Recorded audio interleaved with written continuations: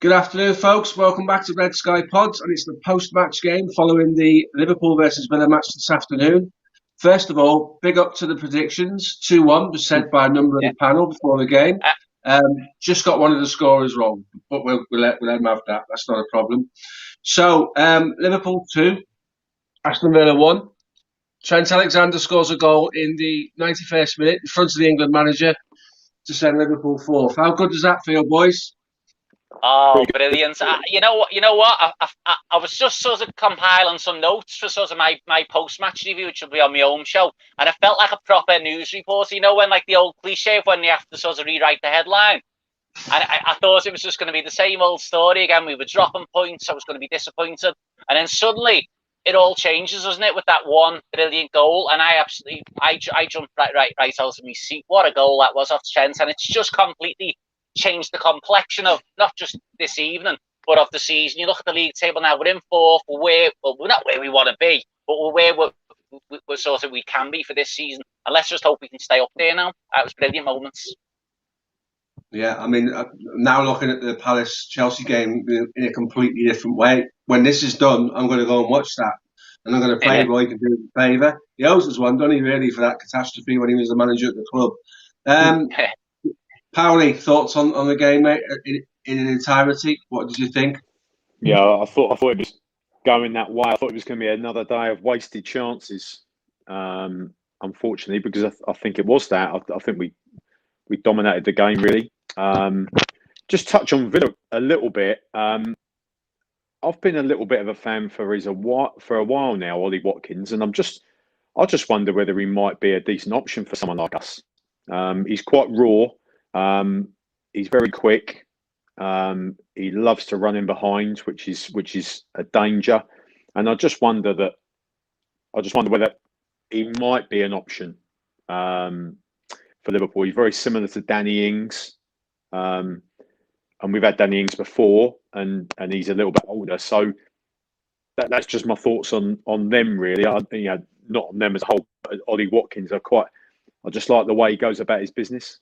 I'm quite impressed with him. So it's probably not what a lot of Liverpool fans want to hear. You're talking about Ollie Watkins as a potential signing. But perhaps that's where we are. I don't know. But all in all, fantastic strike. Another cliche. Good enough to win any game of football. That one. And right sure about Gareth Southgate as well. Yeah. Sorry to interrupt us, saying, yeah, no worries at all. I mean, I'm not sure about the substitutions today either. I mean, we can probably touch on that in a bit, but yeah, not quite sure about that really, Steve. But got the job done, and that's something that to add to your notes that you were talking about earlier. I thought it was going to be another one of those where where we knock at the door, and then it doesn't happen. So delighted, relieved, and all of those things. I mean, for me, the overriding relief that we've got 3 points under the belt. Broken the glass ceiling that Dave called it earlier today, the pod. That idea, that stigma that we can't win at Anfield's gone now, and that will be huge from the midweek game. So I think that's massive. That's vital for the Reds. I have to be honest with you, for long periods of time, that was another game, tough watch. Let's not dress this up. Fantastic winning goal. I was writing the sort of end of match tweet to go out on Twitter saying, yes, shocking decision by VAR, but the reality is VAR should not be the reason why we don't beat Aston Villa. That was how I was feeling coming towards the end of the game. Yeah. And then he goes, I always do that. I write these tweets and then they score. So I think I'm going to do that a bit more. Keep doing it. Yeah, keep doing it, mate. It's like, it goes the opposite way. So watch out, Real Madrid. I'm going to be potentially tweeting a lot come midweek. Game itself didn't start great. Again, like a little bit of a lack of tempo. Lots of possession, but no intensity and no urgency. And that's kind of what we're about. But we spoke about that. We spoke about the fans driving that rather than the players, and that would have happened if we'd have had fans inside there today. But there comes a time in your season. There comes a time as a fan of a club, and we've been here hundreds of times, haven't we? Where you just take a win, and it doesn't matter how it comes. It's nice irony that it's a world-class goal from Trent in the light of all of the recent publicity. And as I put on the ticker, and as Dan said, in front of Gareth Southgate as well. But we just need to put this out there to all the people who don't support Liverpool, right? Trent Alexander is told to be daring and to take risks. That's his job. That's what he's asked to do. So he took a risk today by finding himself almost in a number 9 position on the wrong side of the pitch. Yeah. And look what the dividends it brought. It brought us the 3 points. It brought us the win. That'll do him the world of good, by the way. So it was an initial driving run by him as well, wasn't it, Steve? That's how it all kicked off, his initial driving run from right back, and that's how he sort of ended up finding himself in that position. I don't think he was defensively poor today either. There was a couple of key interceptions.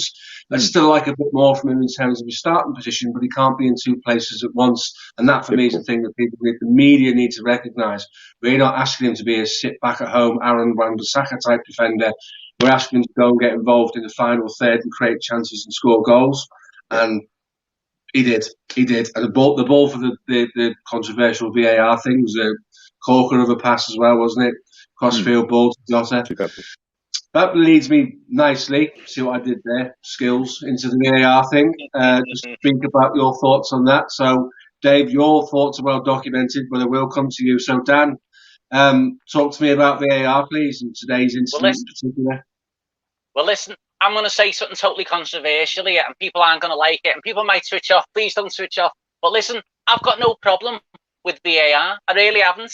Basically, we want to see the right decisions, but the original remit, let's say, for VAR was that they were going to be looking for clear and obvious errors, which is right. We don't want to see like goals get given when a player is 3 or 4 yards offside. But the issue is now they're not looking for that. They're looking for absolutely arbitrary decisions where bootlaces are offside, armpits. It's absolutely ridiculous. It's killing the game. And it's making a mockery. I think at the end of the season, I'm sure the referees will review it, and hopefully they will get back to that original idea of just using it for clear and obvious errors. Ones that you should be able to see straight away within a couple of seconds. Is someone offside? Was there a handball? Was there a foul? Whatever, you know what I mean? It shouldn't be taking 4 or 5 minutes, multiple replays, multiple camera angles. It's ridiculous. So I've got no problem with the VAR in principle. I've just got a problem, as always, with the officials who were looking at it. Quite eloquently put that, mate. Thank you. I thought today, looking at it, Dave, VAR went through a series of checks, and it felt to me like they were looking for reasons to chalk the goal off. I don't think that's what VAR should be for. I subscribe to a lot of what Dan just said, makes a lot of sense. But I didn't celebrate the goal because I'd seen the possibility prior to, in the build-up play that will get reviewed. I'm not jumping around my living room at all. I'm sitting there waiting for something to happen that says we don't get the goal. As football fans, is that really what we subscribe to? If when they open the doors to the game and you pay 60 quid a seat for a seat in there, you want to sit and watch that. Do you want to not be able to celebrate goals? From a fan's perspective, where are we at with VAR, Dave? I agreed. I mean, my first thought there, I did celebrate the first goal. Firmino's goal. And I did celebrate the other 2 goals. But then straight away, my thought is there something wrong with that in the build-up? Even with Trent's goal, I'm thinking, is there something wrong there? Was Shaqiri offside when the ball's come back to him on the right-hand side there? Yeah, it's a nonsense, really. My view, I've said to you before, Steve, my view is that actually what they need to do now is there needs to be a slight change to that. I agree with Dan. It does need to be, as you know, Steve, I'm a big cricket fan as well, so clear and obvious errors. That's exactly how they use it in cricket. And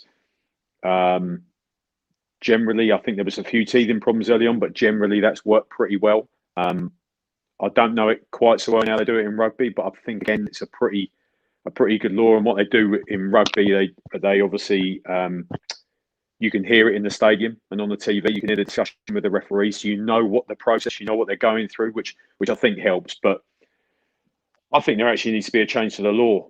And I think it should actually. I mean, Steve, you'll have played in as I did in games of football where if you were an attacker, there had to be daylight between you and the defender to be classed as onside. Not level.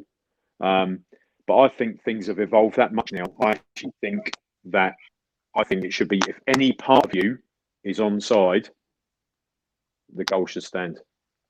Because let's be honest, at very, very best, I mean, how is this going to happen? But at very best, Trent, for example, Trent whips a ball in and Jota is taken off as the ball's, and he ends up diving, doing the diving header. But realistically, that's where he's finished up. I'm just trying to think, how far could you actually be offside? You're probably only talking about a foot. If part of you had to be onside, you're probably only talking about a foot. Now, I know that's the difference between it being a goal and not being a goal, and people would say, no, it's not right. But I can't see any other way around it, really. And I just think they want to give attacking teams the advantage. Well, how is that? At the moment, they're not giving the attacking teams any advantage, are they? Really? No, they're not, mate. No. And I agree. I mean, if you're in the stadium, it must be even worse. It's bad enough watching at home, isn't it? They've probably been kind of lucky in lots of ways, the authorities, and the fact that the VAR, the majority of the time that VAR has been in place, has been empty stadiums. I think you've got some stadiums with screens, you've got some stadiums without screens, and information on boards, and some that haven't. Yeah, it's just, to be honest, I agree with Dan. I want it to be there because I want it to be there for daft things. I think that I haven't seen the incident, but the guy in the Leeds guy earlier, Cooper, got sent off on the back of a pretty bad tackle, I think. It was bad timing, mate. It wasn't malicious. It was bad time. It was over the top of the ball. It was knee high. I mean, on another day, he gets a yellow card and a reprimand. He didn't go with any intent. It's just a really bad time challenge. Yeah. But, and let's take the flip side of that and say, why aren't things being looked at in VAR? I mean, Ollie Watkins one on Thiago.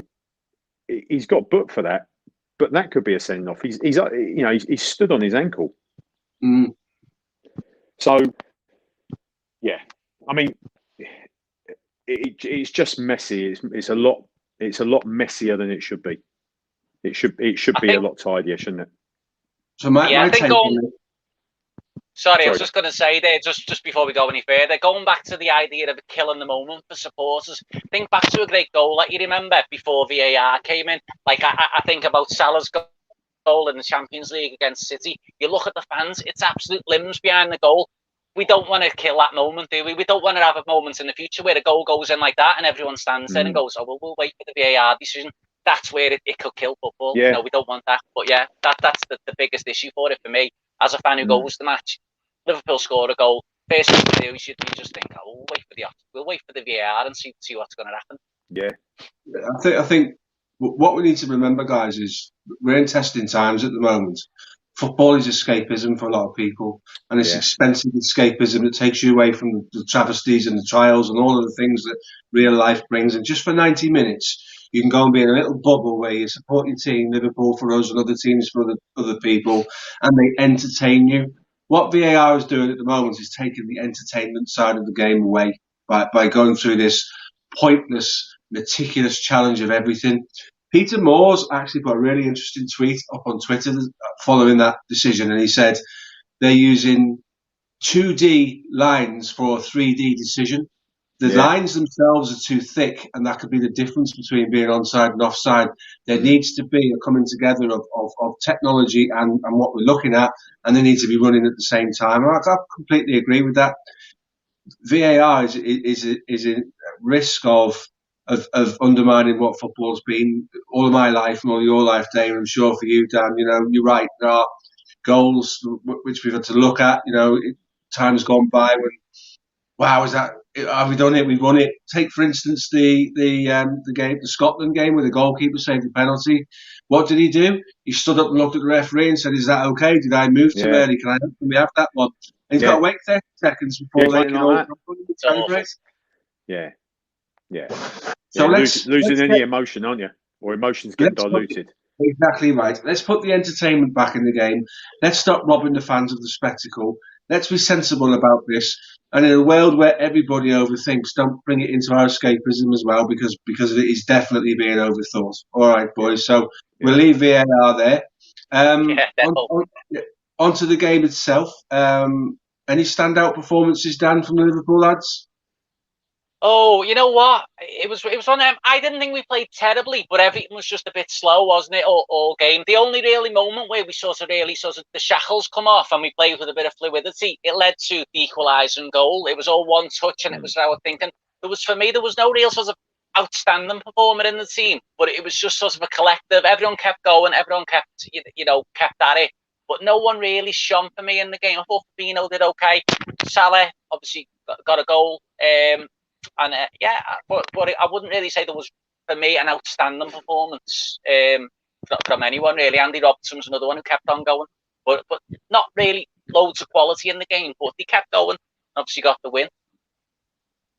How about you, Dave? Salah for me, probably. I'd probably have made him our man of the match. Even though I don't know who got man of the match, probably Trent, because he scored, didn't he? So. But yeah, I'd probably give. I thought Salah was bright. I thought he has times when he overruns the ball, doesn't he? A bit, Salah. You know, he sort of takes a bit of. Doesn't look like he takes a bit of care. I'll be honest with you. I think he had his trials in midweek, but I thought Nat Phillips played well today. You know, and what I do, I'd always caveat that a little bit with just reminding people about who Nat Phillips is, and I don't mean that disrespectfully, but he's probably. If everyone's fit, he's probably our 6th or 7th choice centre half. So, up in we said before, Steve, haven't we? He'll head and kick absolutely everything for you. And I thought he did a pretty steady. You know, Steve, you've been involved in football again. You know, you want your centre backs to just be solid, don't you? And I thought he was solid enough. So, in that regard, I give him like a.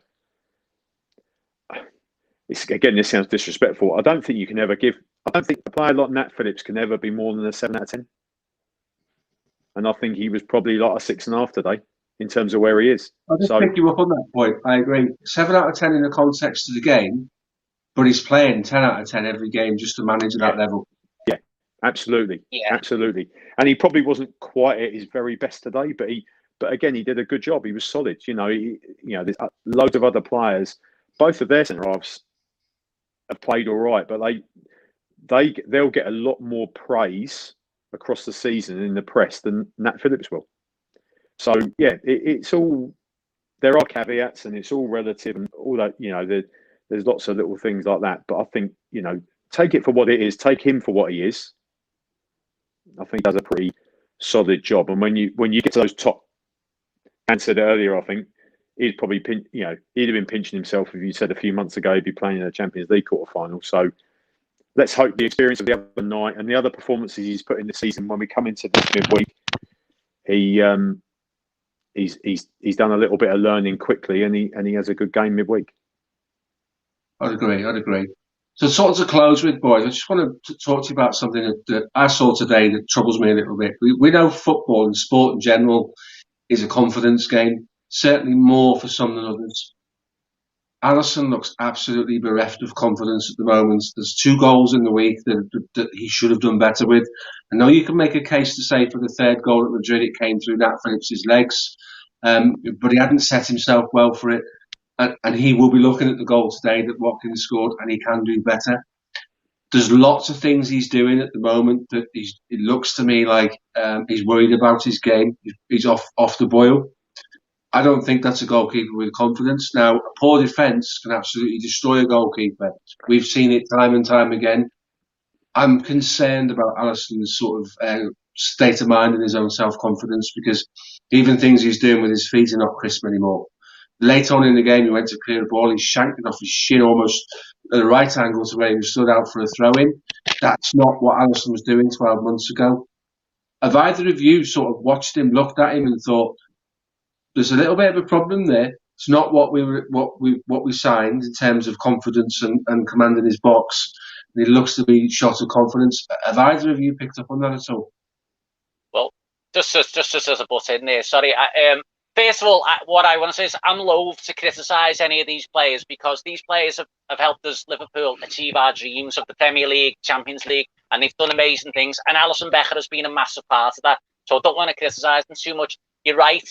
his form this season has been at best patchy, and he's actually made some high-profile mistakes. But bearing in mind the thing, obviously with his father dying, there would be no shame if Alisson Becker had just wrote off this season and said he couldn't play anymore. In my mind, so the fact that he's playing at all, I think he's doing a great job.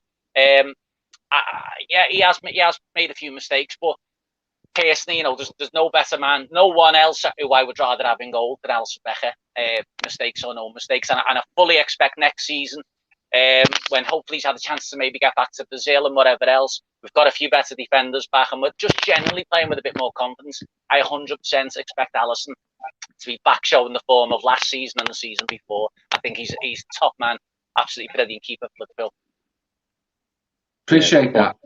Before I come to you, Dave, I will sort of take the time just to say my analysis of Alisson's current situation isn't me criticising him, by the way. So I take your point about not getting on the back of players. I'm just.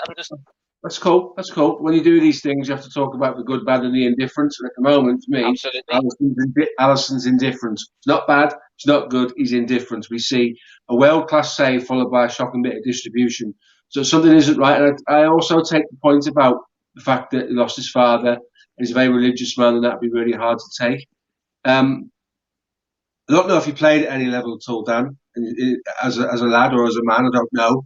Dave and I have both been involved. Dave and I have both been around sort of semi-pro level, and when I played, the rest of the world could have fell away and we'd be left on a needle, and I wouldn't have known until the end of the game. Because in that 90 minutes, you just become totally transfixed on your job on that pitch. Nothing else enters your head. Nothing else comes into your mind. Goes back to that thing I said before about being a form of escapism. You can put all your worldly troubles behind you and go and immerse yourself in your game of football. And what that allows you to do is be somebody else for 90 minutes. And what concerns me is I don't see that level of concentration. So I just wanted to back up what you said. I completely agree. We don't come on here to criticise players, but we do have to be realistic.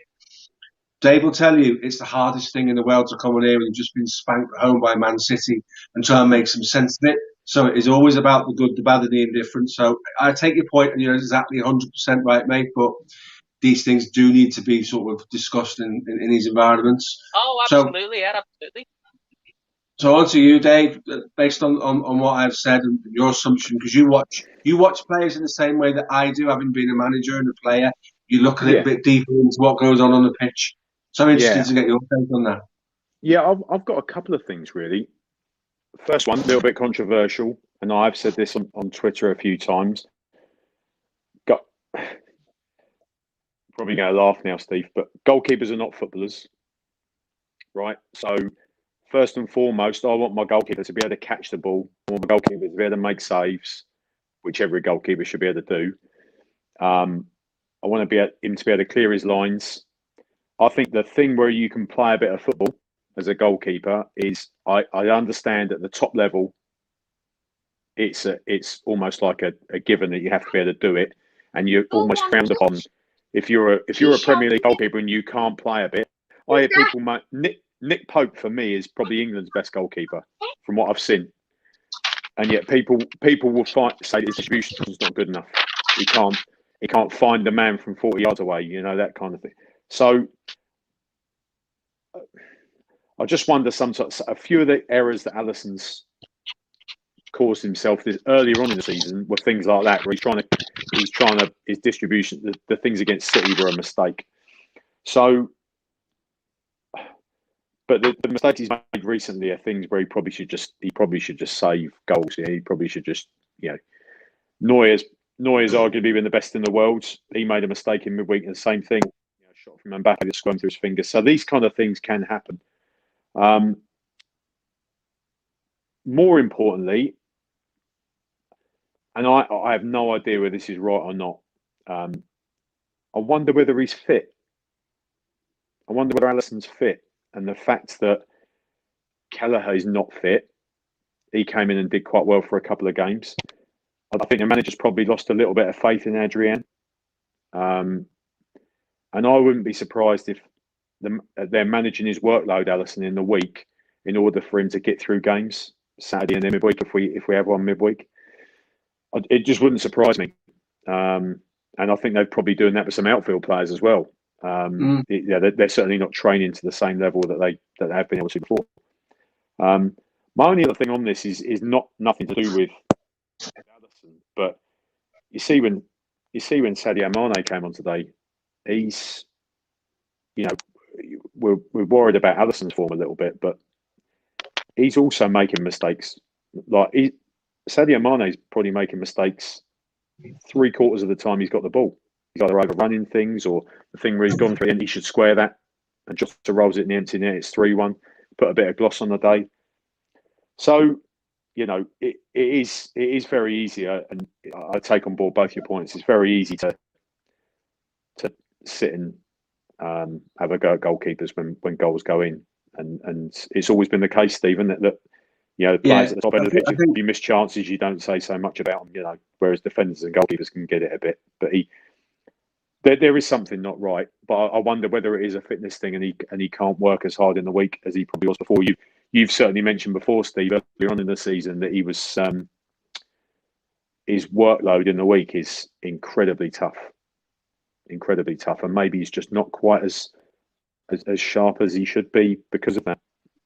The thing for me is, and the overriding thing, and the whole comment is that when you've got a limited central defensive partnership, and you can't criticise defenders on their own. Centre backs is typically a partnership. One goes, one sits, one reads, one attacks the ball. One is alive to bits and pieces. Positionally, they have to be correct. If you've got suspects, the wrong word, but if you've not got your first choice centre backs and your goalkeeper's off colour, the base of the spine isn't working in the way that it should be, and I think that has an issue that probably makes Nat Phillips go and try and win the ball earlier up the pitch than he ought to, because he doesn't want it to get that far. They all know there's a problem with Alisson, like you've just alluded to, and again, it wouldn't surprise me. That makes perfect sense why he's trying to win the ball at the first point of contact and too far up the field, because what he's trying to do is at all costs stop Alisson being a feature. You might well be right, Dave. We may never know. Because if it does come out from Liverpool, if it does come out from Liverpool Football Club that Alisson played for half a season carrying an injury, then the club gets slaughtered for doing that, because it puts his longer term career at risk. So that would just be kept behind closed doors. But they're valid points. So before we close, guys, a couple of minutes on what comes this week. So I'll stay with you, Dave. Thoughts on what today's result does in terms of setting the shape up for the Madrid game, and what do you see? Do you think we get through? It's going to be really difficult, isn't it? I can't see Madrid not scoring, which means we've definitely got to score 3. It's going to be hard, really difficult. I'm just being realistic. It's going to be really difficult. As to whether today's game has any bearing on that, I don't think it does. I think all of the goalkeeper, the back four, Fabinho, Wijnaldum. I wouldn't be surprised if he starts Bobby, Jota, Salah, and Mane in midweek, and maybe plays. If he does do that, then Wijnaldum probably doesn't play. I don't think he probably plays Thiago and Fabinho. That's what I think might happen. But it's going to be tough, mate. And just to close down, your thoughts? Yeah, it's going to be tough, isn't it? People look back to the Barcelona game a few years ago. There was 2 things about that. Obviously, Barcelona won 3-0 that game, but it was a bit of a slightly misleading scoreline, wasn't it? We were a bit unlucky on the night, and we created chances, and they scored. They had the free kick off Messi was unbelievable, but they scored the first one where it come off the bar, and it went right into Messi's stride. And that game, the 3-0 was a slightly flattering scoreline. So, we sort of thought that we had a chance in the second leg.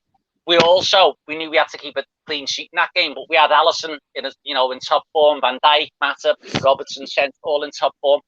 As Dave said, I just cannot see us keeping a clean sheet on Wednesday, and that obviously would lead us into all sorts of trouble. And obviously, again, without the crowd there, makes a massive difference. But listen, we've done it before. We've come back from worse situations, so it's fingers crossed up the Reds. Let's give it a go. That's all we can do. What's your view, Steve? I'll close with a statement. It would be the most Liverpool thing to do to come through that fixture European night at Anfield under the lights, something happens. I know typically it's driven by the fans. The big glaring difference between the Barcelona game and the Real Madrid game is at some point during that game when Barcelona tried a quick transition, Van Dijk was recorded as the fastest running player in the Champions League that season in his recovery. And that's the word, recovery. What him and Gomez gave us is ridiculous recovery. Both Gomez is the quickest guy in the club, so to say Van Dijk's quick, Gomez is quicker. It would be a Liverpool thing to do to sort of win that 4-1 on the night and go through. But at some point, those fairy tales become more and more difficult. With the central defensive partnership, it doesn't belong in the quarterfinal of the Champions League, never mind against Real Madrid. It could turn out to be the absolute pinnacle of Nat Phillips's career, and I genuinely hope that it is. We can do it. My heart says we can do it. My head says it's probably slightly unlikely. And that's not me being negative. That's a tough ask to do that. Yeah, I'd agree, mate. I would agree. But stranger things have happened, haven't they? Yeah. And as I say, it's be the most Liverpool thing to do, wouldn't it? Right, so we'll leave it there. Thanks for those of you that joined in, watched, or those of you that will watch. Thanks very much, because you can pick this up on our YouTube channel. Drop on, give us a subscribe. Have a look at the rest of the videos. The content's growing. Have a look at the interview with Northwest Football in Walesy out in Wellesby that took place midweek. And there's a really interesting piece on there with a Manchester United fan. Now, I know this is a Liverpool channel first and foremost, but we will invite people from other clubs to come on and talk about their clubs, and we'll drop the sort of Liverpool agenda for that purpose. It's good to do it. It's good to get people's insights into their own clubs. The Devil's Avocado, her name was. She was absolutely amazing in terms of what she gave us for content. So go and check it out. Keep an eye on our streams and our pods and our Twitter page, because we've got a new signing coming soon to the team, and all will be revealed. So until then, enjoy your Saturday night. Have a glass of wine, toast the Reds or Trent in particular, and we'll see what we do against Real Madrid midweek. So take care, guys. See you soon. Cheers, guys.